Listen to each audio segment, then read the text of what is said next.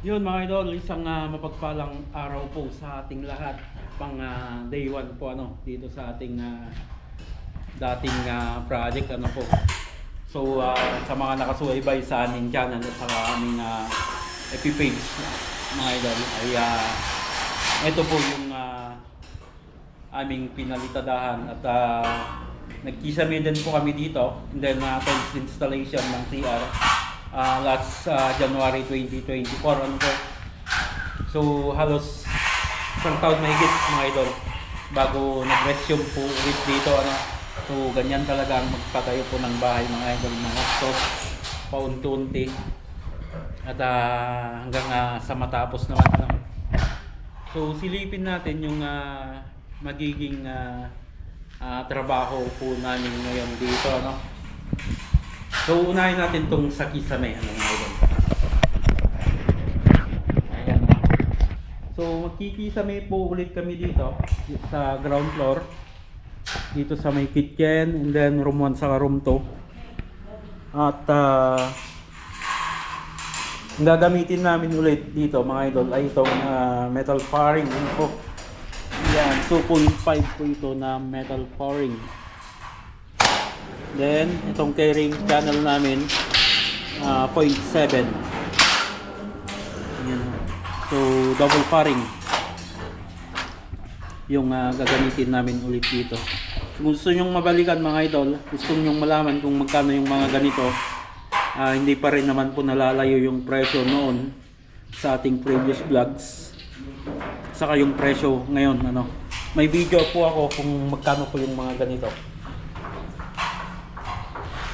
Ayan. So balikan natin yung layout po namin So sa una ng ating video mga idol, ginamitan na namin to ng nail gun So mas mabilis kahit mag-isa ka lang nag-i-install mga idol ay pwede na kahit mag-isa ka lang at hindi mo na rin kailangan pang mag-level pa mga idol. Lelevelan ng paikot. Ayan. Tapos pipitikan para may marka tayo. So sa ngayon may laser naman mga idol. Tayo lang natin sa gitna, kunin natin yung height. Yan na.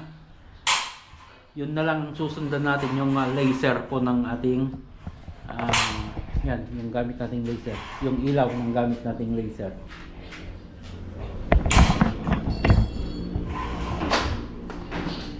So dito ang pinaka mahirap mga idol, yung extreme line dito. Nag-iisipan pa natin kung ano yung design natin dito.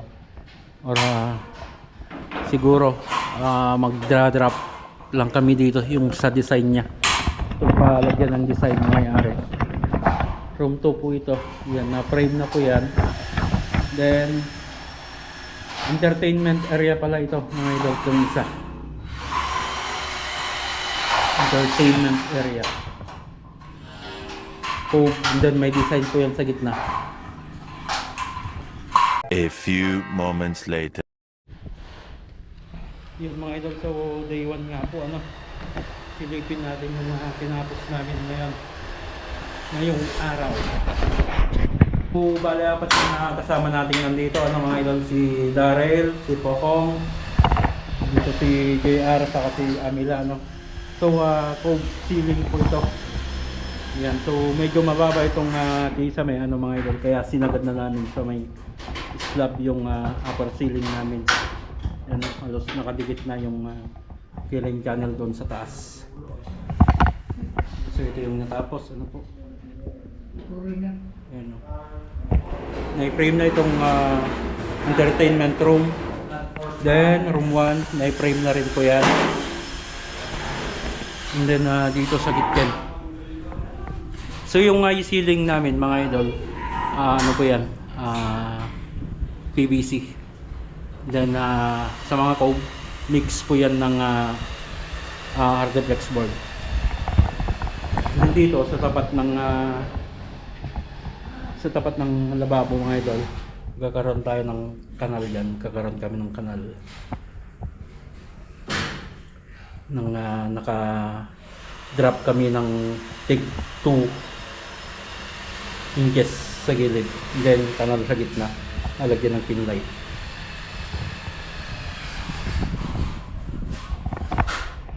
So medyo triangular itong sa dining part ng dining mga idol. Ano po ito? Sa lote dahil po sa ano ng lote. Dahil po sa sukat po ng lote.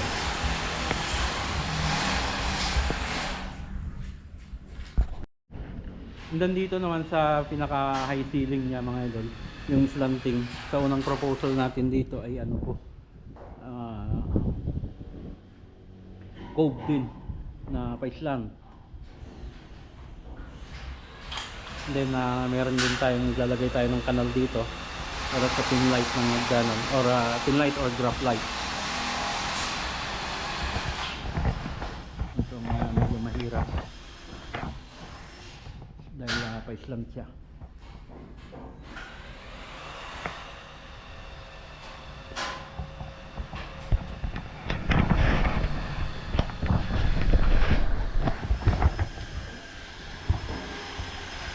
And then dito sa aming mga cove mga idol, 30 lamang po ito, 30 cm. And then yung drop namin mula ay ceiling pababa po ng cove ay 15 cm. And then yung lalim nito sa gilid, 10 cm yan po.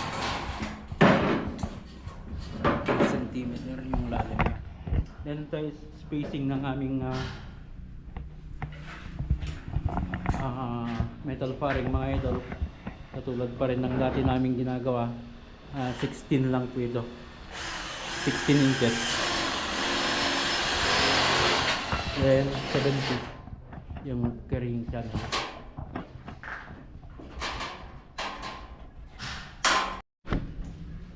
So abangan nyo po yung susunod pa nating mga vlog mga idol. Hindi na kami gagamit ng demolding po dito para sa mga